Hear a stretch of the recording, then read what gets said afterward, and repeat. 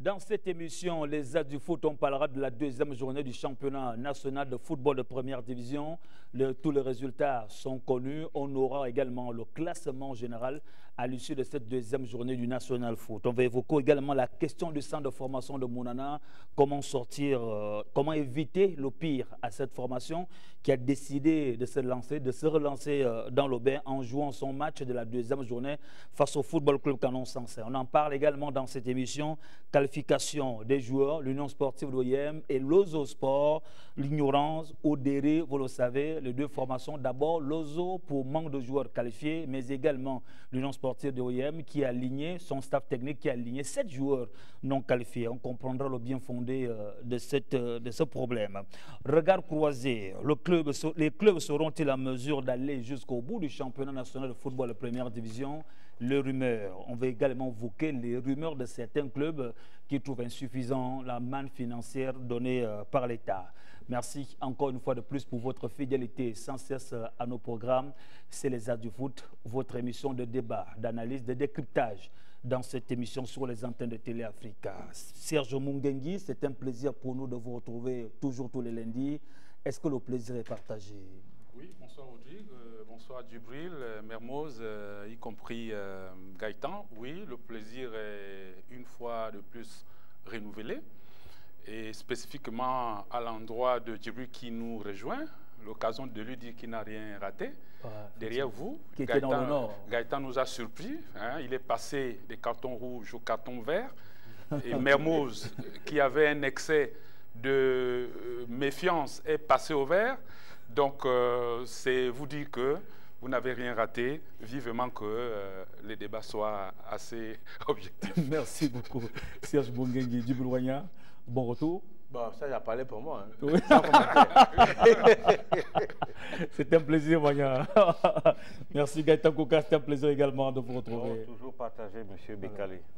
Mermoz, bonsoir. Bonsoir, bonsoir. Tout le plaisir. Nous étions du côté du stade Augustin, on est dans le Siban. Hier, nous avons suivi la deuxième journée, la fin de la deuxième journée du National Foot. Alors, on va d'abord regarder avec vous, Mermoz, les résultats de cette deuxième journée du National Foot qui vont s'afficher au bas de l'écran. Mermoz, vous allez nous accompagner pour faire lecture de ces différents résultats qui s'affichent. Oui, bah alors donc pour cette deuxième journée, on a le Stade Mandi qui était exempt lors de la première journée, qui a donc commencé son championnat de fort belle manière, avec une victoire 3-1 à Port-Gentil face à l'Union sportive de Bitam. Mangasport qui maintenant se lance dans la compétition après le match nul de la première journée. Mangasport qui a gagné 3-0 face à l'AS Dikaki. En troisième match, il y avait donc l'Ambaréné AC, vainqueur du cercle sportif de Mbedje 3-0. L'Union sportive d'OIM qui est tenue en échec par la OCMS du côté du stade d'Aquacam. L'Ozo qui perd sur ses terres du côté de l'Astorville devant Bangui Sport de Koulamoutou 1-0. Et enfin, comme tu l'as si bien dit hier, dernier match de cette journée, c'était hier au stade de Monedang. Le match nul entre le CF Mounana et le Football Club Canon 105. Messieurs, comment analysez-vous, comment chacun de vous, on a eu plus de buts cette deuxième journée que la première? Serge Mungengi, messieurs, vous avez la parole. Je rappelle que chacun de vous peut prendre la parole, mais tout en respectant bien sûr notre traditionnel 3C.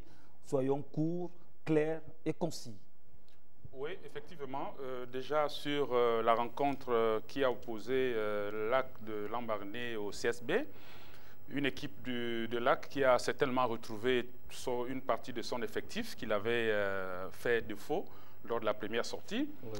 Et ensuite, le Stade Mandi ici qui vient annoncer les couleurs tout en enfonçant l'USB. Et Uzo qui se cherche devant le CMS qui est en train de vouloir confirmer au-delà du résultat, en fait, le projet de cette année, sinon jouer les premiers rôles. Au niveau de Manga Dikaki, j'imagine simplement que Dikaki a dû effectuer un déplacement difficile. J'avais le pressentiment. Et le Canon 105, effectivement, qui n'a pas pu profiter de la petite démobilisation qui a régné autour de cette équipe de CF Mounana. Mais la grosse déception ici, c'est l'Ozo. J'ai bien peur. L'Ozo qui est en train de s'enfoncer au départ un effectif non au complet, et ensuite ils prennent un forfait, ils reviennent jouer, ils prennent une deuxième défaite, je pense qu'ils risqueraient d'avoir une petite crise. Maintenant, la grosse satisfaction, c'est Bouenguidi. Bouenguidi, je dirais 3 matchs à la maison, même si vous allez me dire que le dernier match s'est joué à Lastouville. 3 matchs à la maison, 2 matchs à la maison, d'accord, un match à Koulamoutou et un au Stade Béba, 6 points. 2 matchs contre 2 équipes déséquilibrées sur le plan des effectifs. À la première journée, c'était le Lac qui était arrivé avec un effectif réduit au niveau du Stade Tata Migolet. Match perdu, match gagné pour Bouenguidi. Une fois de plus encore, l'Ozosport qui, au sorti d'un forfait, ce match a profité à Bouenguidi. Attendons voir à la 3e sortie si seulement Bouenguidi devrait confirmer sa première place face à la rencontre qui va le poser à Sef Mounana, qui est aussi en train de sortir des petites difficultés de démarrage de saison. Djibril Wagnan. Non, bon, toutes les années ont été... C'est vrai qu'il a fait le tour un peu de l'ensemble Seulement qu'il faut dire que Lozo a perdu un derby. Et un derby n'est jamais gagné d'avance, quel que soit le niveau de l'adversaire. Lorsque les matchs se jouent dans une région, dans une sous-région, on ne joue pas contre le même adversaire. Ça veut dire que vous pouvez avoir un adversaire qui est souvent dernier du championnat, mais au derby, ça devient compliqué.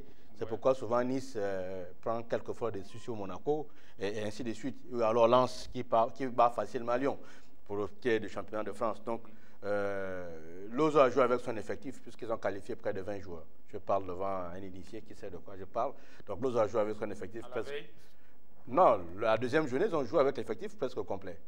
Ils ont qualifié les joueurs 3 ou 4 jours avant le match. Donc, en réalité, ils ont joué dans de bonnes conditions psychologiques, seulement que c'est un derby. Et un derby, c'est un derby sous-régional. L'adversaire en face peut jouer avec un autre état physique psychologique. C'est le même cas pour l'USB.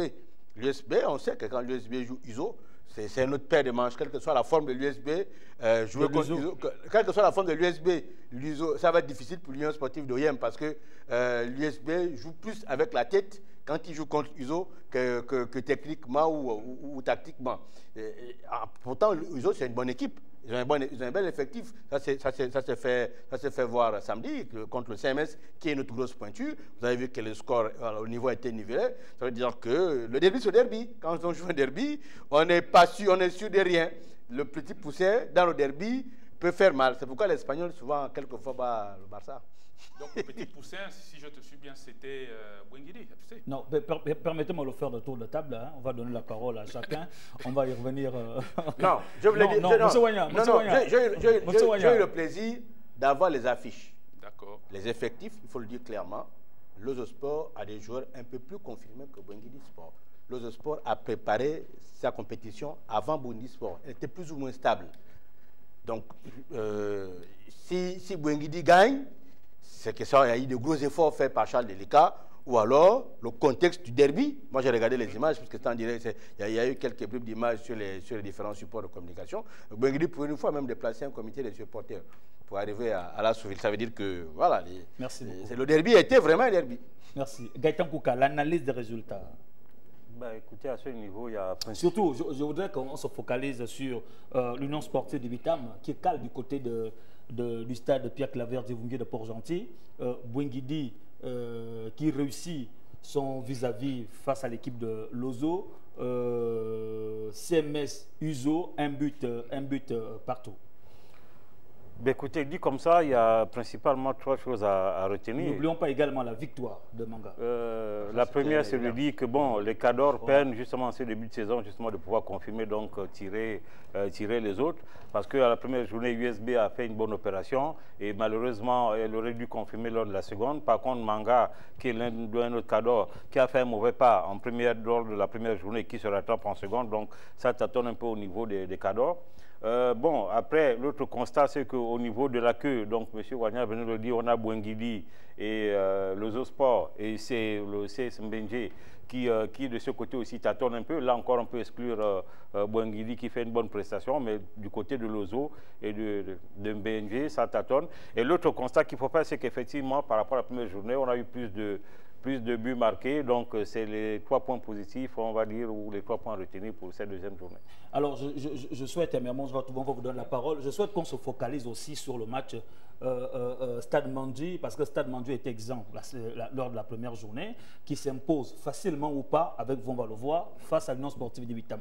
Alors, vous avez vu les conditions de voyage de cette équipe de l'USB et vous avez vu également la restauration de cette équipe. On se pose quand même un certain nombre de questions, les gens très avisés, sur la capacité de l'Union sportive, les dirigeants, à pouvoir contenir cette équipe de l'USB, à faire en sorte que l'USB garde son élan d'antan. Qu'est-ce qui peut justifier une telle défaite, une lourde défaite de l'USB? Bah, pour ma part, l'inconnu, c'était le Stade Mandi, qui avait été exempt lors de la première journée. Et le Stade Mandi, d'abord, il faut le rappeler, a évolué à domicile. C'est une équipe qui se préparait aussi bien que Mangasport, c'est-à-dire qu'il y a une bonne structuration dans ce club autour notamment de la municipalité de Port-Gentil. Donc l'inconnu, c'était justement le Stade Mandi plutôt que l'USB qu'on avait vu. L'USB a gagné son premier match, il faut le rappeler. C'est vrai, sur ces terres, à Bitam, c'était le derby du Nord, mais c'était sur ces terres. On a vu maintenant cette USB voyager, venir à Port-Gentil, avoir un des gros, sinon l'actuel gros club de la province de Logoué-Maritime. C'est plutôt, je pense, Stade Mandi qui a su prendre le bon bout, étant à domicile, sûrement avec aussi l'atmosphère, le public, qui a pris le dessus sur l'Union sportive de Bitam. Il faudra, on connaît que l'USB sait bien voyager, notamment avec ses supporters un peu disséminés dans le pays. Dans le pays. Mais moi, je pense que c'est plutôt Stade Mandi qui a dû être prêt pour pouvoir affronter et prendre le bon bout face à cette équipe de l'Union sportive de Bitam. Oui, par contre, je ne vais peut-être pas m'avancer sur le plan tactico-technique concernant le résultat du Stade Mandi pour ne pas avoir suivi le match, mais par contre, il y a des éléments, si vous voulez, des précédents. Lorsque vous voyez, comme cela fut le cas dans les réseaux sociaux, dans quelles conditions a voyagé USB et c'est qu'a mangé USB, je pense que c'était déjà là des présages justement pour ne pas faire un résultat probant. Et donc là, c'est quand même assez gênant, j'ai même envie de dire. Est-ce que les conditions de voyage, de restauration peuvent avoir un impact sur bien sûr, bien sûr. Ça participe justement si vous voulez, d'abord de la stabilité mentale et de l'effort physique après l'athlétique que les joueurs devaient fournir. Si vous voyagez dans de mauvaises conditions, ça veut dire que vous ne récupérez pas. Et ensuite, quand vous arrivez, vous ne compensez pas par une bonne alimentation, parce que l'alimentation ici doit être compris au sens de le carburant pour pouvoir justement fournir un effort. Donc, quand ces conditions ne sont pas réunies, il n'est pas évident que vous puissiez faire un résultat. Donc, voir l'un des cadors du championnat national, avoir surtout USB, avoir ce genre d'attitude, c'est tout à fait honteux et regrettable pour notre football. Est-ce qu'on peut accuser les dirigeants? Bon, moi, j'ai pas prêté très attention à ces images, mais les gens me disent le riz poulet, c'est ça? Je voulais savoir si est-ce que le riz et le poulet ne rentrent pas dans l'alimentation des sportifs pendant le match. Il faut qu'on me dise, les diététiciens vont nous dire. C'était à quelques heures du match, hein? À quelques heures ou bien à 2 heures? C'est le premier problème. Oui. Deuxième problème, on m'a parlé du transport, qu'ils ont voyagé avec les vedettes qui font l'Ambaréné, donc dans le Goué, l'Ambaréné Port-Gentil. Bon, là aussi, je pense qu'il faut qu'on démontre que la vedette n'est pas confortable dans les entreprises qui ont des licences de transport. Donc, c'est pas le hors-bord, hein, ils ne sont pas en hors-bord, ils sont en vedette. Bon, maintenant, après, il y a la réalité. Les clubs ont 73 millions. Un voyage, c'est 5 millions. Au bas, 3 millions quand vous avez beaucoup négocié. Ils vont jouer 12 matchs pour chacun. On est dans les 55 millions. Quand vous divisez ça des 73 millions, il vous reste à peine 18 millions. 18 millions. Bon, là, c'est seulement les matchs allés. On parle de l'USB, je rappelle. Après, vous avez 12 matchs retour que vous devez recevoir. Monsieur Wagnon, on parle de l'USB. Permettez-moi, vous avez des salaires à payer. C'est juste pour dire, et vous et moi, nous savons de quoi nous parlons. Hier, j'ai été un peu gêné parce que j'ai dû avoir une discussion chaude avec un acteur du sport. Il faut qu'on s'accorde à dire que la subvention de l'État n'est pas conséquente pour jouer ce championnat. 73 millions, c'est petit. Il faut le dire clairement, première division. S'il faut jouer 12 matchs de sortie et 12 matchs en réception, il faut le dire. Pour que, permettez-moi, pourquoi c'est subvention d'équilibre? Non, je vais édifier parce qu'on a déjà eu ce débat ici. Maintenant, il faut permettre aux clubs d'avoir d'autres sources de financement. Qui doit permettre? L'État, comme je le disais à la personne en question, parce que l'article 4, l'article 5 et l'article 6 de la loi sur le sport, la loi de la 33 2020 est claire. L'État s'engage à financer le sport et à mettre en place une loi, la loi L'État a mis le budget à 73 millions. Mais ce n'est pas suffisant. Oui, mais l'État... Reconnaissons d'abord que l'État a mis le budget. Non, je ne refuse pas. Non, reconnais d'abord que oui, l'État a mis un budget en place. Non. Quelle est la manne? Quelle est la responsabilité? Permettez-moi, je vais vous dire. Moi, j'étais dans un club. Je vous le dis clairement. Je parle sous le contrôle de Serge. Champion national de première division au Gabon. Tel que c'est qu'on joue les 14 matchs, les 13 matchs là. Pour jouer le maintien, il faut 120 millions. Donc, en-delà de la situation de l'État, il doit avoir les mécanismes pour agrandir l'assiette. Il faut agrandir l'assiette. Et on est dans une situation où on sort de 3 ans sans championnat, où les partenaires ont hésité. Ils hésitent là. Ils hésitent parce qu'ils ne veulent pas donner leur argent, parce qu'ils savent qu'il n'y aura pas de championnat. Maintenant, il faut qu'on accepte que la mayonnaise doit prendre pour que ceux qui managent les équipes puissent renflouer les caisses. Même la NAF qui organise, les partenaires sont encore réticents, ne sont pas encore arrivés. Donc, c'est un problème qui nous incombe, c'est un problème de responsabilité. On va parler de l'USB, des organisations, oui, c'est un fait. Mais il faut qu'on pousse notre réflexion jusque dans le fond. Quel est le problème? Parce que là, on est encore à manger le riz. Mais je vous dis, il y aura le problème des salaires. Il y aura le problème des salaires, il y aura le problème des forfaits parce que l'équipe n'a pas pu se déplacer. Ça va arriver. On va évoquer la question. Serge Mounguengui, on revient. C'est vrai que Djibril Wagna a un peu parlé de la responsabilité de l'État. L'État a mis à la disposition des clubs de première division la manne financière de 73 millions de francs CFA, à une condition également que le... Hein, c'est ça, non?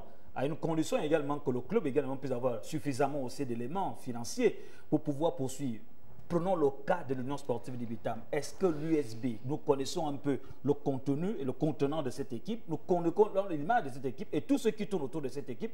Est-ce que l'USB est un club également qu'on doit faire vivre dans ces conditions-là? Bon, à mon avis, n'étant pas dans les cordes de l'agent comptable de l'USB, mais je pense quand même qu'il y a un autre problème. Est-ce que les clubs étaient prêts pour démarrer à ces dates? Parce que nous avons tous acclamé cette subvention que j'appelle subvention d'équilibre. Nous l'avons tous acclamée. Et il n'y a pas de raison qu'au moment de mettre les choses en œuvre, on constate qu'il y a un manque de professionnalisme. Et surtout, quand ça vient des clubs aussi bien structurés que l'USB. Que ça arrive à celui dont je ne vais pas citer, d'accord, mais pas l'USB. Bon, pour les questions d'alimentation, vous savez, bon, les joueurs, chacun a tendance à s'alimenter un peu selon sa tradition. Il faut en tenir compte. Mais les questions... Lorsque nous sommes en équipe, ce n'est pas un joueur qui décide comment il doit s'alimenter. Oui, à ce niveau, c'est discutable. C'est un programme qui est donné. À ce niveau, c'est discutable. C'est-à-dire qu'il y a des clubs qui vont s'organiser à préparer demain, en allant voir un prestataire et autres. Ça, ce n'est pas évident de rentrer sur cette question. Mais les conditions de transport, les conditions d'hébergement, moi, voici pourquoi je reste nostalgique à la mutualisation. Malgré les dettes colossales. Malgré, oui. Parce que la mutualisation nous avait amené à dépasser ces éléments-là, à amener les joueurs à se concentrer sur le terrain. Or là... Avec la mutualisation, les joueurs étaient mieux logés, mieux restaurés. Il y avait le transport. Ça allait. Non, bon, on parle de l'aspect. Non, en fait, c'était un des aspects de la mutualisation. Non, vous avez dit la mutualisation, on aurait pu dire. C'est un tout, la mutualisation, c'est un package. On aurait pu dire. Si vous cherchez les éléments dans la mutualisation et vous laissez d'autres, ça devient un problème. Oui. Parce que dans la mutualisation, il y avait aussi les salaires qui n'ont pas été payés. Permet à ceux qui l'ont. Non, tous les salaires, la mutualisation, tous les salaires avaient été payés. La mutualisation. Malgré le fait que lors de la suspension... Les partenaires là se plaignent là. Ils ont même créé un collectif. Oui, c'était un manquement. Mais pour les aspects sportifs quand même, la mutualisation avait déjà trouvé une solution pour contourner ce genre de situation. Dans la dette? Oui, bon, d'accord. Dans la dette, d'accord. Mais c'est de dire simplement que... La mutualisation nous fait vivre au-dessus de nos moyens. Oui, bon, chacun pouvait développer ce qu'il avait dit, mais dans l'esprit, je pense que c'était pour nous amener à être plus ou moins professionnels. Serge, je vais revenir vers vous. Gaëtan Kouka, Serge Mounguengui nous apprend que lors d'un regroupement, le joueur peut décider, par exemple, de vouloir manger des pieds de porc ou bien des pattes de porc. Et là, je réponds conjointement à M. Wagna. Non, c'est impossible. J'ai envie de dire moralement et techniquement impossible parce que il y a l'encadrement technique qui va justement à la restauration, donc justement à la qualité des aliments des joueurs. Parce que, comme on dit, la performance commence d'abord par le plat que nous mangeons, parce que c'est ce qui génère des calories, donc de l'oxygène. Donc il est impossible, je le dis comme ça, M. Wagna, je vous le dis, il est techniquement impossible avant un match, surtout dans ces conditions, de manger du poulet parce que vous avez l'appareil digestif qui n'a pas récupéré et c'est le même appareil digestif que vous allez utiliser lorsque vous avez mangé. Donc, si vous mangez des aliments lourds comme le poulet, vous êtes sûr de ne pas être performant. Qu'est-ce qui est recommandé alors, le poisson? Ce qui est recommandé sur le poisson, c'est les pâtes ou c'est, si vous voulez, la salade avant match. Parce qu'on sait que 2 heures ou 3 heures avant le match, vous allez pouvoir justement l'organisme. Je vous en prie. Donc, après, derrière... C'est vrai qu'on n'en fera pas vraiment un après, débat approfondi. je l'ai dit, vous voyez... dans tous les pays au monde, lorsqu'il y a une compétition, en ce qui concerne le Gabon, on sait qu'il y a Manga Sport, il y a 105, il y a USB, je vais citer Mounana, le CMS, les clubs qui ont gagné une fois le championnat, sont devenus, qui ont une image. Donc, lorsque vous voyez un cadre d'un pays, c'est comme un ambassadeur d'un pays, se comporter de la sorte, c'est honteux. USB ne peut pas avoir cette attitude. Ensuite, quand vous parlez, M. Wanya, de la subvention de l'État, oui, d'accord, il y a la loi 33-10, mais il n'y a pas de telles applications. Donc, les clubs sont parfaitement conscients que ça n'existe pas. Par conséquent, M. Ngengi l'a dit, c'est une situation d'équilibre. Ça veut dire qu'en amont, vous avez déjà au moins 50 ou 100 millions et l'État vient vous appuyer. Si vous n'avez pas ça, je suis désolé, vous démissionnez, vous ne prenez pas pour le championnat. On reste voilà, c'est ça les questions. Sur USB. Justement. Restons sur le cas USB. C'est la même chose. Je vous en prie, je vous en prie. Mais c'est ça, Si tu le montres après, il n'y a plus de... Non. Oui, mais c'est tant mieux. On va évoluer. Allez-y, Mermoz. Justement, moi, c'est ce que j'entends, c'est-à-dire, j'ai l'impression qu'on veut prendre tout le monde pour des bébés. Ouais, que non, il faut accompagner les clubs, il faut ceci, il faut accompagner les clubs. Mais attends, mais c'est l'argent du contribuable. Il n'y a pas que le football. Il n'y a pas que le football où on va mettre autant d'argent avec vos histoires d'accompagner les clubs, les subventions. Vous parlez subventions, on parle subventions. Mais personne ne parle du budget d'un club. Ce sont des clubs, ce sont des associations. Ils savent qu'ils ont un championnat à jouer. Il y a au moins un minimum de budget. On ne va pas tout focaliser sur, à chaque fois, l'apport de l'État. Les clubs eux-mêmes, qu'est-ce qu'ils nous montrent comme budget? C'est pour ça que je dis qu'à un moment, il faudra un peu de transparence, de dire que pour qu'un club commence, montre-nous quel est ton cahier de charge et quel est ton budget. On ne va pas me dire que tout se fait avec la subvention de l'État. Donc moi, pendant que j'y suis, je m'en vais prendre mes 5 petits au quartier, mes 15 petits au quartier, je m'en vais faire mes papiers au ministère de l'Intérieur, ainsi de suite, et j'ai un club. Et on me dit, allez, je vais avec la subvention de l'État. Mais non. Moi, même ce qu'on voit, ce qui se passe avec justement USB, on ne peut pas me parler de problème de subvention, bien qu'on a... Là, ce sont les dirigeants plutôt qui ont voulu faire des économies, sûrement, et qui s'y sont mal pris. Ouais. C'est tout. Parce que l'US, on ne va pas aller dans le... Si vous voulez qu'on aille dans l'État, tout le monde connaît qui est le propriétaire de l'Union sportive de Bitam. C'est quand même une personne de reconnue et de nantie dans notre pays, disons les mots telles qu'elles sont. C'est comme quand vous avez parlé de la OCMS. C'est une information gratuite, hein. Voilà. Je suis désolé. On parle, nous savons de qui nous parlons, que ce soit des clubs comme l'Union sportive de Bitam, que ce soit la OCMS, que ce soit Oumlanzami, que ce soit des clubs qui ont pignon sur rue, parce qu'on connaît qui est à la tête de ces équipes.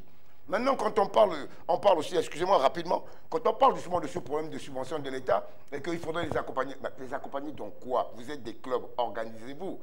C'est vrai qu'avec les 3 ans qui se sont passés sans football, il est difficile d'avoir des partenaires au début du championnat. Le championnat, il démarre. Commencez à mettre aussi vos services de communication, de marketing en route pour pouvoir attirer maintenant ces sponsors. La INAF, ils ont fait 3 ans, mais ils ont quand même, pour commencer avec, ils ont quand même Sounou, AGL, Canal+, pour citer tous les sponsors. Vous prenez la responsabilité de la facture. Je cite les partenaires de la LINAF, parce que nous parlons de la LINAF. Maintenant, nous parlons de la LINAF, donc nous parlons de ce que nous voyons comme décoration dans le stade. Et que le speaker lui-même annonce. Il y a Canal Box, il y a Sounou, il y a Gel, donc ça veut dire qu'il y a déjà des partenaires, peut-être d'autres. Il y aura toujours la facture. D'autres vont arriver. Je voudrais quand même rappeler qu'en 2012, l'Union sportive de Bitam a frôlé le milliard. L'USB a gagné près de 17 matchs de championnat en 2012, qui a valu être champion du Gabon. USB, on sait très bien qu'un match gagné en 2012, c'était 5 millions de francs CFA. Donc vous comprenez que si on fait 5 millions multipliés par 12 matchs, bien 17 victoires, ceux qui savent faire des calculs peuvent trouver la manne financière qu'ont possédé l'USB à cette époque. On a 12 ans plus tard. Hein. On a 12 ans plus tard. Mais l'USB ne ressemble pas à un club qui a eu autant d'argent. C'est quand même au frôle le milliard. Donc faire voyager les joueurs de cette condition. Vous avez regardé le FC 105 là, depuis le temps, ils ont eu l'argent aussi, machin, mais on dépense l'argent. L'USB était un modèle de club qui doit faire progresser. Qui ne vous dit pas que l'USB est en crise et qu'il n'y a pas de financement? Ah oui, qu'est-ce qui ne vous dit pas ça? Oui. C'est quoi le financement de l'USB hormis l'argent de l'État? Vous ne savez pas? En fait, comme l'a dit Mermoz, je dis les clubs devraient nous montrer leur je pense que la situation qui s'est présentée... Quels sont leurs budgets au début du championnat? Qui doit veiller à ça? Ah ben, vous me rejoignez. Allez-y, Serge, je ne pense pas que c'est une question de budget qui a amené l'USB dans cette forme d'organisation qui ne tient pas la route là. Certainement, comme disait Mermoz, il y a eu un problème d'organisation de ce déplacement. Ou bien, soit ils se sont plus tard. De l'économie. Oui, non, soit ils se sont plus tard. De l'économie également. Même si on veut faire de l'économie. Mais il y a l'image à véhiculer. Même si on veut faire de l'économie, mais il faut savoir aussi bien l'organiser. Non, en fait, c'est lorsque le problème arrive que vous vous rendez compte que vous n'aurez pas dû emprunter cette voie. Oui. Parce que lorsque vous militez pour rallier Port-Gentil en passant par Lambaréné, je crois que vous voulez gagner certainement en temps, en rapidité. Bon, en sachant bien que les occasions les plus sûres, normalement, on devait les emprunter au niveau de Libreville. Pourquoi? Les vedettes ont des jours fixes à Lambaréné pour partir sur Port-Gentil. Merci. On va les réguliers.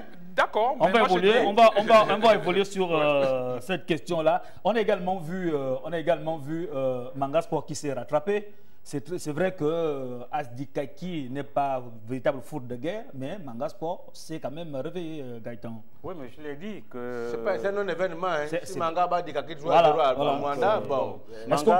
Manga n'a pas d'autre choix que justement de coller à la réalité par rapport à son statut qui consiste justement à tirer le championnat vers le haut, donc de gagner, parce que Manga fait partie des 2 ou 3 clubs qui jouent le titre chaque année. Merci beaucoup. Alors, Mermoz, vous avez le classement à l'issue de cette deuxième journée.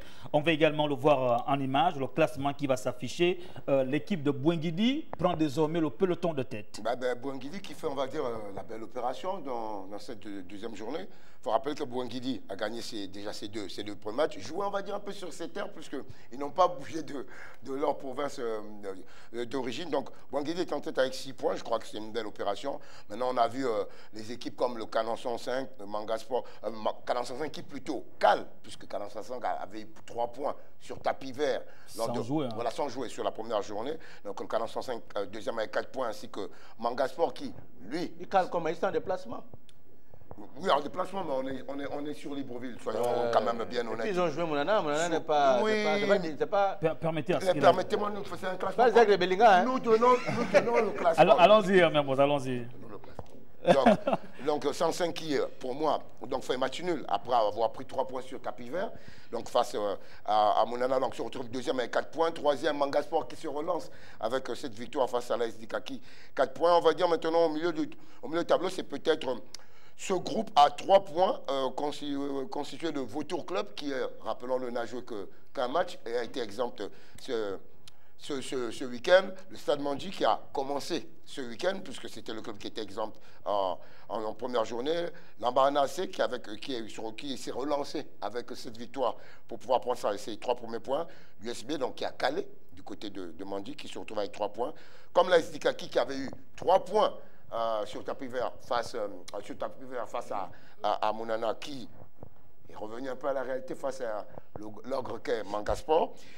Après, on a cette équipe de l'AOCMS qui n'a aussi pas perdu le match, mais avec 2 points, 2 nuls. On va dire 2 nuls assez intéressants pour cette équipe de CMS qui, on va dire, fait encore un peu du surplace. Et maintenant, le chef Mounana qui n'a que 1 point, l'USO 1 point et surtout, c'est l'Ozo Sport qui se retrouve avec déjà 0 point. Déjà un match perdu sur tapis vert et un match perdu sur terrain.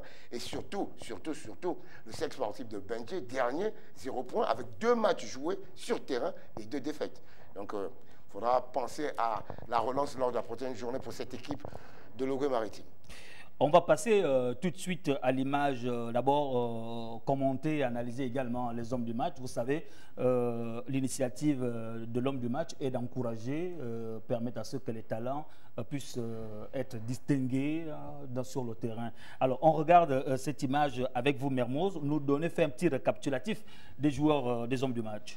Les hommes du match, donc, on va d'abord prendre sur le côté d'OIM. Donc, lors du match Uzo face à l'AOCMS, 1 but partout du côté du stade d'Aquacam. L'homme du match a été donc Cédric Mangel du CMS. Encore donc on va dire pour le deuxième match du CMS, un deuxième joueur du match après la première journée où Sékou Cissé avait été, leur capitaine avait été homme du match lors du premier match. Pour le match de Mandi qui bat 3-1 l'USB, eh ben c'est Diallo Malé avec son doublé lors de ce match sur la victoire 3-1. On connaît parfaitement Diallo Malé. Oui, avec cette victoire de 3 buts contre 1, qui a mis un doublé, donc qui a été élu homme du match, Diallo Malé. Du côté de Manga Sport face à l'AS Dikaki, c'est Nelson Asseyi de Manga qui a été nommé homme du match lors de la victoire 3-0 aussi de Manga face à Dikaki et lors de cette belle victoire aussi du Lac, donc de Lambaréné, assez face à la formation du CSB, donc du CS de Benji, 3-0. C'est Prince Mouelé, auteur aussi d'un doublé, qui était homme du match. Pour le derby de Loguelolo, Lozo face à Bouenguidi, c'est Yomedoti Bonaventure Fiacre de Lozo, de l'équipe perdante, donc, qui a été nommé homme du match. Et pour le dernier match de cette deuxième journée, qui était le match entre le CF Mounana et le Football Club Canon 105, c'est le numéro 10 du Canon 105, Zao Doudi Rabi, qui a été élu homme du match. Est-ce que l'initiative peut permettre aux joueurs de se transcender du Blouagna? Mais oui, on a constaté qu'ils se transcendent. Moi, je pense que le niveau de jeu est quand même légèrement au-dessus de nos attentes. Il faut leur dire que les enfants se donnent. Et puis, il y a eu un beau match hier. Il faut quand même dire que tactiquement, c'était assez dosé entre Mounana et Football. On sait que c'est des équipes joueuses, donc c'était pas étonnant. Maintenant, moi, mon constat, c'est qu'il y a quand même beaucoup de jeunes joueurs qui se démarquent dans ces équipes. Il y a Yemetoté de Lozo Sport. Je vous dis que c'est un jeune qui a été détecté à Antoum. Donc, un tournoi Non, il a été détecté en tournoi dans les big matchs du quartier, les jeunes. Et puis on l'a pris, le staff technique, certainement des recruteurs de Lozo, l'a pris et puis l'a mis dans le circuit du football officiel. Il y a aussi il y a un jeune de l'Arc. Je ne sais plus trop son nom, il était au CSB l'année dernière. Il était il était le seul qui a été désigné deux fois l'homme du match. Homme du match. Je crois que c'est un fait. Il faut tenir compte de ça. C'est le jeune Prince Mouelé. On aura l'occasion également d'élire l'homme du match du mois. Voilà. Non, ça veut dire qu'il va déjà en pole position. En pole position pour être élu le meilleur joueur du mois. C'est un jeune joueur. Ça veut dire que durant les années de trêve, les équipes, les compétitions amateurs ont quand même permis de tenir en haleine les jeunes, parce que ce jeune-là, il jouait CSB et il jouait le championnat de la Ligue de l'Uruguay maritime. Ça a servi, les championnats des 4 et des 3 ont servi pour maintenir cette... C'est comme Mangel. Par exemple, Mangel, il joue avec CMS, il jouait la Sous-Ligue de la Kanda. Ils ont même été champions de la dernière la Coupe de la Ligue. Donc, c'est aussi à prendre en considération. Ça veut dire que là, on est servi grâce aux compétitions amateurs plus bas qui ont été régulières. Véritable moteur, cette initiative qui peut amener quand même des joueurs à se transcender Oui, bien entendu. En plus des motivations déjà existantes autour des équipes, comme les primes des matchs et autres, ça c'est aussi une motivation personnelle qui amène en fait les joueurs à pouvoir se dépasser et à pouvoir s'identifier. Parce que n'oublions pas que derrière l'esprit de tous ces garçons qui ont repris les stades aujourd'hui, c'est avoir une possibilité de faire partie des prochains acteurs, des prochains joueurs sélectionnés pour l'équipe nationale, en sachant que toute la période de 2024 et 2025 pourra amener les garçons à se bonifier. Donc, la chance est donnée à tous ces jeunes joueurs, comme il a si bien dit, et forcément, on aura des surprises. Déjà que ce sont des matchs qui sont supervisés par le staff technique des Panthères. Qui était au stade hier. Voilà, effectivement. Et y compris aussi du côté de... le coach a remis le prix, hein? Oui, c'est le sélectionneur qui a remis... Voilà. On a même une image là où le coach certainement remettait le prix, mais on verra ça la prochaine fois. On va regarder, Mermoz, le programme de la 3e journée. Alors donc, pour la 3e journée du CE National Foot 1, donc première division, tous les matchs se joueront normalement le samedi prochain, 7 décembre. Alors on aura donc du côté toujours Bouenguidi, cette équipe qui ne sort toujours pas de Logololo, qui jouera encore à domicile. Confirmé, certainement. Face au CF Mounana. C'est Mounana qui, pour moi, a été quand même une assez belle surprise lors du match face à 105, qui n'a pas vraiment démérité. Et je peux dire un assez beau travail quand même du coach Kevin Ibinga. Qui ne parle pas à la presse. Voilà. Après, nous aurons du côté du Jean Koumou à Lambaréné les Lacs, donc Lambaréné AC qui va affronter l'Ozo Sport. Occasion de l'Ozo Sport, c'est encore un déplacement difficile pour l'Ozo, mais il faudra essayer de se relancer dans ce championnat. En troisième position, on aura donc à Monédan, toujours à 15h30. Tous les matchs se joueront à 15h30, il faut le préciser. L'AOCMS qui va affronter le Stade Mandi. Un gros morceau pour l'AOCMS, mais possibilité aussi à l'AOCMS peut-être de prendre sa première victoire. De se séparer des nuls. Voilà, de se séparer des nuls et de prendre sa première victoire dans ce championnat. Après, du côté du Stade Bombay, on aura l'AS Dikaki qui va accueillir l'Union sportive de Yem. Là aussi, occasion pour l'AS Dikaki pour essayer de se relancer au niveau des points. Parce que rappelons que l'AS Dikaki a quand même 3 points qu'ils avaient eu sur tapis vert lors de la première journée, avant de sombrer à Mwanda lors de ce week-end. Donc, occasion peut-être de l'AS Dikaki de se relancer. Du côté du stade Idriss Ngari, le FC 105, on va dire peut-être le choc de cette 3e journée. Le FC 105 affronte l'AS Manga Sport. Du côté du stade Idriss Ngari. Le même samedi. Le même samedi. Tous les matchs se joueront ce samedi à 15h30. C'est mes stades Mandi. Donc il faudra dire que... Manga Sport, Canon 105. Voilà, 105 Manga Sport, je peux dire que c'est peut-être le choc de cette 3e journée. Et enfin, du côté de Bitam, à Gaston Péril, l'Union sportive de Bitam va peut-être sûrement tenter de se relancer face à Vautour, club qui a été exempt lors de cette seconde journée. Messieurs, Vautour à suivre comme du lait sur du feu. Oui, Vautour effectivement. Oui, qui a battu parce que la qualité de recrutement de Vautour peut justifier les ambitions. Non, moi je suis impressionné par le retour de Nani Nono. Oui. J'ai vu son deuxième but, son but contre CSB. Il faut être un attaquant de race pour marquer ce genre de but. Oui. Oui, Nono également, son grand frère qu'on a vu hier, qui est rentré hier avec le centre de formation de non, avec 105. 105, j'arrive, merci beaucoup. C'est la 3e saison là-bas. Gaëtan Kouka, plantez le décor de cette 3e journée.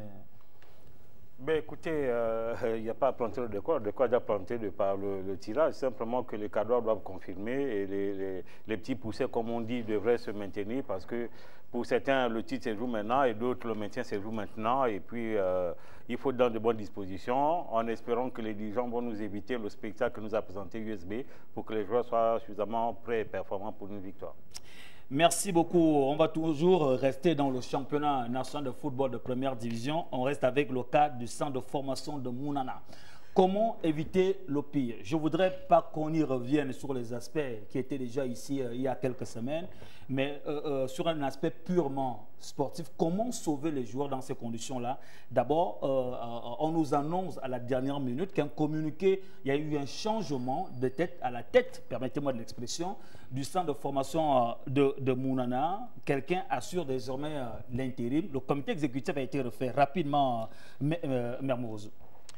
Alors donc, communiqué du chef Mounana, composition du bureau directeur. Faisons suite à l'indisponibilité de son président fondateur, M. Hervé Patrick Opianga, à la démission du premier vice-président, M. Blanchard Andoum, et au retrait du second vice-président, M. Paolo Lendeme. Le comité directeur du CF Mounana s'est réuni en session extraordinaire ce dimanche 1er décembre 2024 et a appelé à la désignation des personnes ci-après pour assurer la gestion du bureau directeur et conduire aux destinées du club pendant la période d'indisponibilité de son président fondateur. Donc, vice-président par intérim, M. Grégué Nguele, secrétaire général, M. Éric Martial Andoulo, secrétaire général adjoint chargé des finances, M. Ernest Lakotene, conseiller du président chargé de l'administration, M. Patrick Nzogé, conseiller du président chargé des relations extérieures, M. Warren Opianga, responsable marketing et communication, M. Farel Boukika. Notre confrère. Le bureau directeur mis en place confirme M. Kevin Imbinga en tant qu'entraîneur principal du club et lui renouvelle sa confiance ainsi qu'à son staff technique. Monsieur, est-ce qu'on peut parler d'évacuation de la crise au regard de ce communiqué? Gaëtan Kouka, Serge Mungengui. Non, on peut parler d'apaisement de la crise. Bon, maintenant, après, vous avez posé la question de savoir quels étaient les mécanismes. Je pense que le premier mécanisme est déjà tout trouvé et M. Asselé a fait bien de nous partager le communiqué. Donc il était d'abord question pour le CF Mounana d'abord de stabiliser son directoire. Donc ça a été fait. Maintenant, il s'agira pour le directoire de justement trouver des mécanismes financiers pour pouvoir justement tenir sur la durée le championnat afin que Mounana nous sorte des belles pépites comme a vu sur le fait, puisque c'était l'un des rares centres qui depuis ces dernières décennies nous a produit de bons joueurs. Le dernier en date, c'est Aaron Boupenza.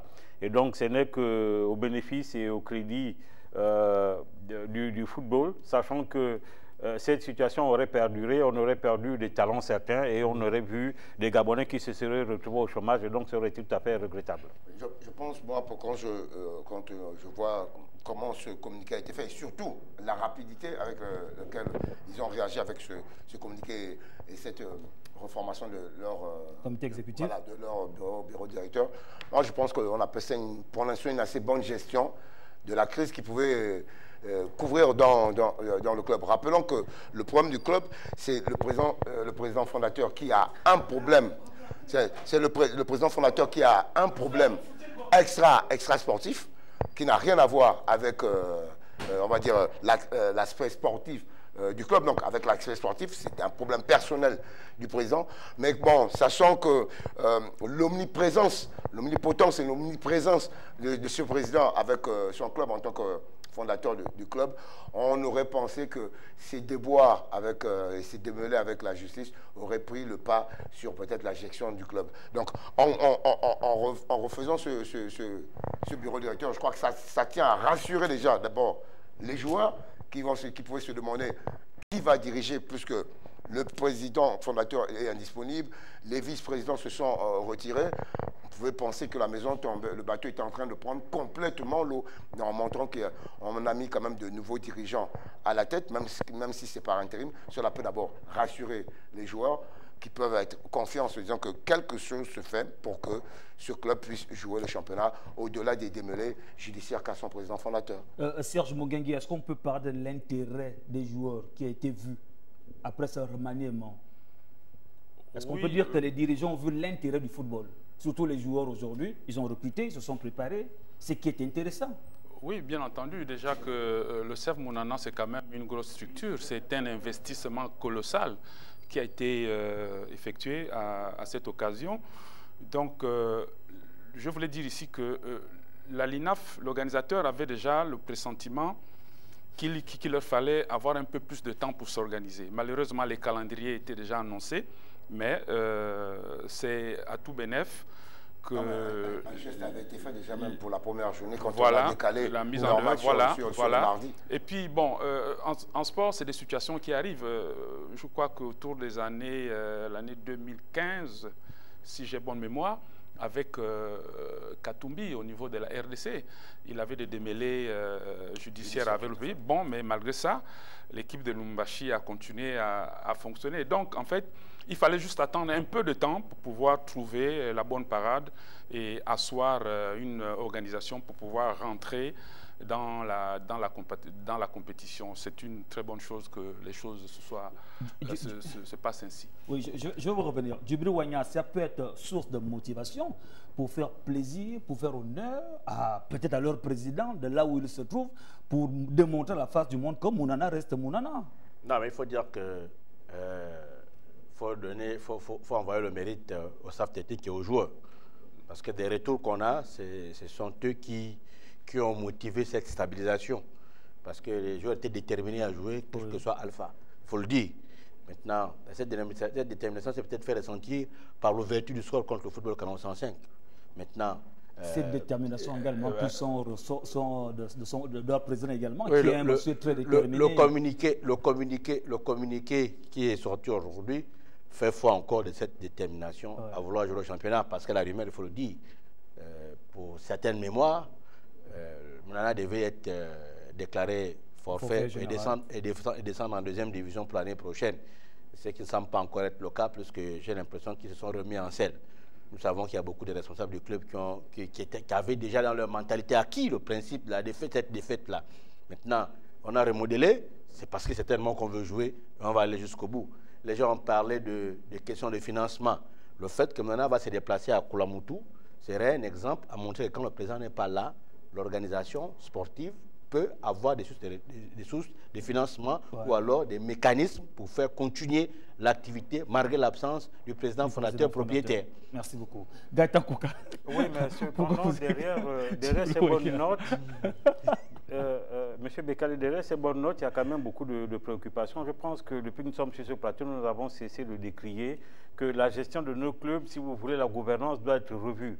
Parce que nous nous rendons compte de l'omniprésence des présidents. Ce qui fait que dès qu'un président est absent, c'est toute la structure qui s'écoule. Ça donne l'impression qu'il n'y a que le président dans ce comité. Et là, vous voyez, tous les autres sont démissionnés. Mais en fait, ce cas n'est pas spécifique que c'est Mounana.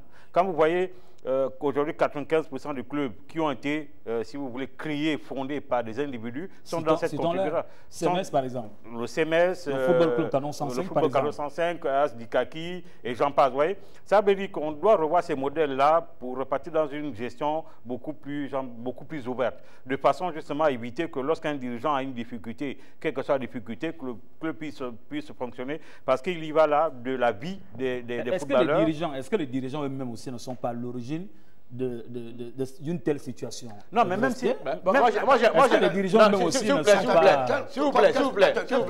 Vouloir régner en mettre vouloir être demeuré là. S'il vous plaît. On ne jure que de moi. Ce qu'on dit là, ce qu'on dit, c'est vrai. Non, c'est Gaëtan. Permet à ce que Gaëtan termine ses propos. Mais M. Bekale, c'est absolument ça. C'est pourquoi depuis des années, nous crions ici à corps et à cri que ce modèle ne peut prospérer à plus d'un titre. On ne peut pas créer une équipe, être omniprésent, si vous voulez, vous faites la pluie et le beau temps. Ce n'est pas possible. On crée une équipe, il faut avoir un compte spécifique au nom du club, avec des signataires qui soient 2 ou à 3. De façon à ce que quand il y a une disponibilité pour des questions de force majeure, que les autres puissent prendre le relais sur la base d'une note. Parce qu'on connaît tous, on lit sur les actualités. Or, ici, on se rend compte que la signature était exclusivement réservée au président. Mais pas exclusivement, puisque c'est ça que ça a dit le président, l'ordinateur de crédit. C'est bien ce que j'ai dit, mais l'ordinateur de crédit... C'est dans les textes. C'est une question juridique. C'est une question juridique aussi. Non, c'est pourquoi j'ai dit, quelles sont les dispositions?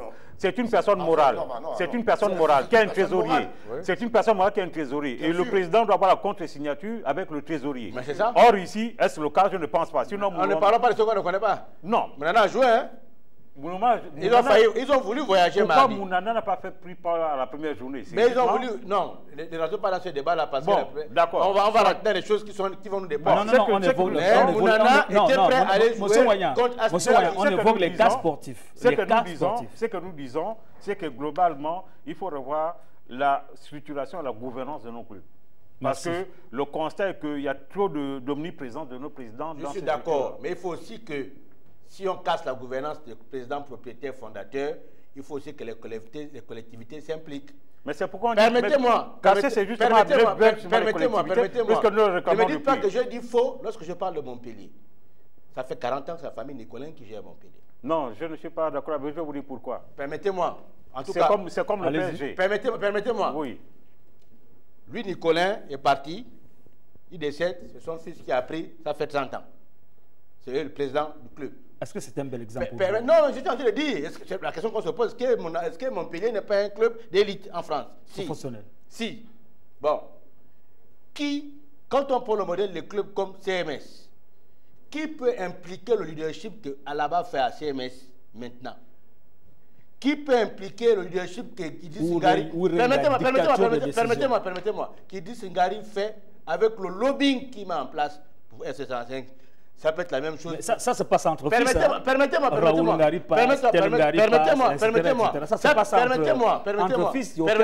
Ça peut être la même chose pour Omilian Djambi, la même chose pour l'Union sportive de Bitam. Pourquoi? Non, l'USB, je ne pense pas. Permettez-moi. Le président du conseil de surveillance, c'est l'USB, c'est René Nemezobia. Ce n'est pas le propriétaire de l'USB. Je suis d'accord. Voilà. C'est comme le Nicolas ne sont peut-être pas propriétaires. Propriétaire, c'est une expression qu'on emprunte. Mais dans les statuts, le club, c'est une entité morale. Il n'y a aucune clause qui dit que c'est pour lui que ça appartient uniquement. Mais on parle de propriétaire dans le mode de fonctionnement et le mode de gestion.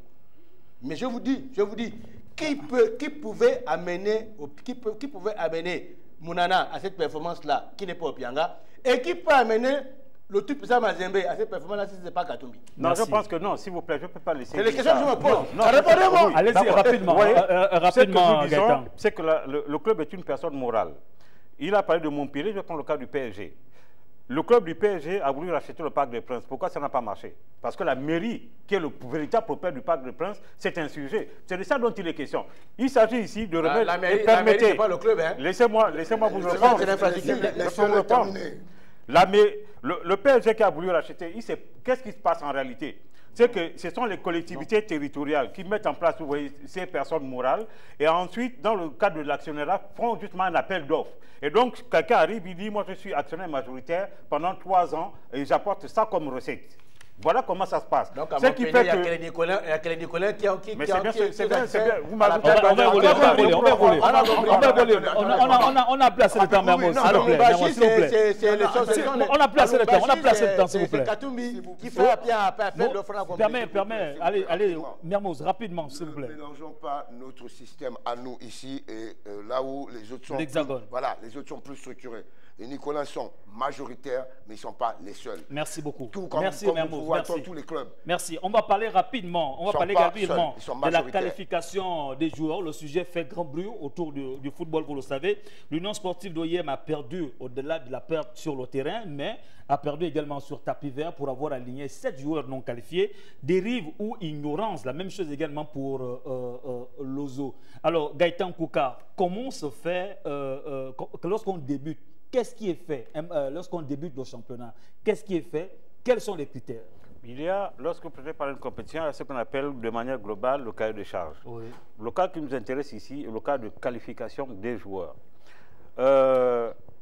J'en parle avec beaucoup de sérénité parce que je fais partie de cette commission de qualification des joueurs.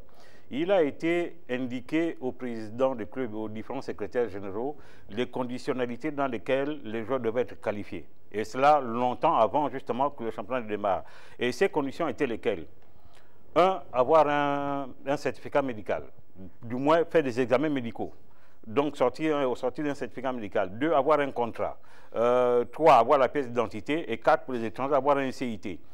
Il se trouve ici que lors des... Qu'est-ce qu'on reproche à Uzo et Lozo? Restons là, s'il vous plaît. Mais c'est de ne pas être conforme justement à cette conditionnalité. Mais pourquoi on va laisser jouer ces équipes Non, si vous me laissez terminer. Puisque la commission, permettez, la commission a siégé. Si vous présentez 30 dossiers, la commission regarde sur les 30 dossiers quel est le dossier qui est valable. Et donc, sur la base de la validité du dossier, le dossier est donc mis de côté. Et donc, lorsque la commission a terminé, il a fallu justement, la procédure était de transmettre au niveau de la Fédération gabonaise de football, bien sûr, au secrétaire général, qui a reçu, si vous voulez, un logiciel de la part de la CAF pour pouvoir justement établir les licences des joueurs. Voilà la procédure. Eux, il se trouve aussi que les joueurs ont commencé à déposer les dossiers, et je sais de quoi je parle, je l'ai dit, j'étais dans la commission, les clubs, c'était 3 jours, donc le mercredi. Et donc, ça a été techniquement impossible pour nous de suivre. Ensuite, ce qui s'est passé, c'est que pour ne pas justement arrêter le championnat, la commission, avec l'accord du président de la Ligue nationale des professionnels, a décidé que les clubs avaient des procès-verbaux du travail des commissions pour dire que le nombre de joueurs qualifiés, et donc c'est sur la base avec les noms. Et donc, c'est sur cette base que les clubs ont pris part jusqu'à présent à jouer au championnat national. Maintenant, ceux qui ont mis dans leur effectif, pour prendre part de manière effective au championnat, des joueurs qui n'étaient pas qualifiés, ils savent qu'ils sont sanctionnés. Alors, question, dérive ou ignorance? Non, c'est une dérive. Mermoz. Dérive ou ignorance? Non, pour moi, c'est une dérive. Et puis, comment dire, il n'y a pas d'ignorance. J'ai bien envie de dire on prend les mêmes et on recommence. C'est-à-dire que, excusez-moi, je veux insulter personne, mais j'ai l'impression que certains dirigeants sont encore avec les mêmes pensées ou les mêmes idées du passé. Que oui, on peut commencer, puis on va arranger ça plus tard, demain on fera ça. On veut aspirer à être professionnel. Il y a la CAF qui s'implique maintenant dans l'organisation des championnats nationaux sur le continent. La preuve en est, ces licences maintenant sont des licences délivrées par un logiciel que la CAF vous donne. Donc quand il faut respecter les délais, respectons les délais. Le problème c'est parce que ces dirigeants, pour moi, pensent toujours, moi, excusez-moi de le dire, pensent de la même manière qu'avant, qu'on pourra toujours, je peux commencer et on pourra s'arranger. Demain, bon, laisse jouer celui-là, sa licence sortira dans 3 jours, c'est sûr. Ah non, voilà, c'est comme si on disait, comment dire à quelqu'un que, comment dire, non, tu peux commencer à piloter, mais ton diplôme de pilote, je te l'envoie la semaine prochaine. Merci beaucoup. On va faire passe à la rubrique regard croisé au regard du temps qui nous est imparti. On va rester sur la rubrique carton. C'est ça, carton, bien sûr.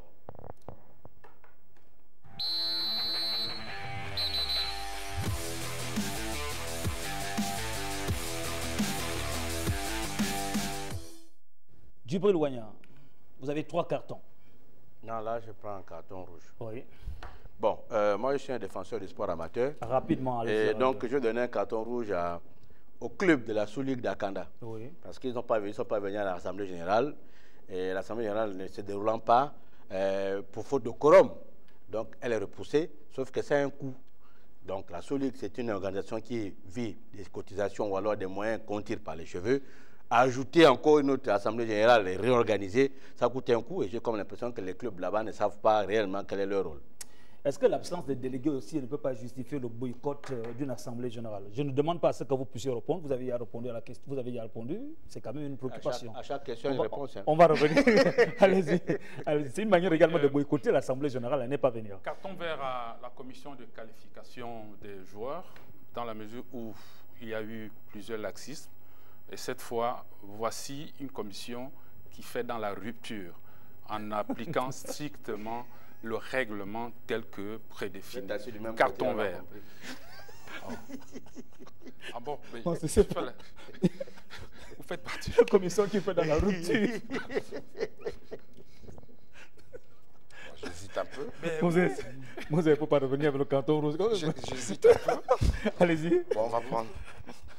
Non, je suis obligé. Oui, allez-y. Ah ben, le peuple en rouge. Ah, l'Union sportive de Bitam, c'est pas comme ça. Ça se passe pas comme ça. Non, non, non. Faites attention, il faut préserver aussi quand même la sécurité et la santé des joueurs et de nos athlètes.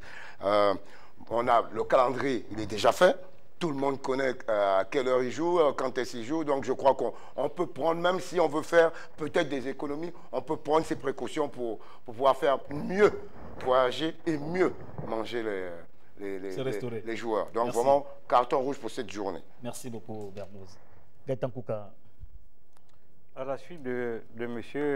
Assélé, clairement, un carton rouge à tous nos responsables de club. Vous voyez, lorsqu'il y a eu la mutualisation, les présidents de club ont crié à corps et à cri qu'on voulait, on voulait. Aujourd'hui, ils sont incapables de, si vous voulez, d'appliquer le strict minima en ce qui concerne la qualification des joueurs.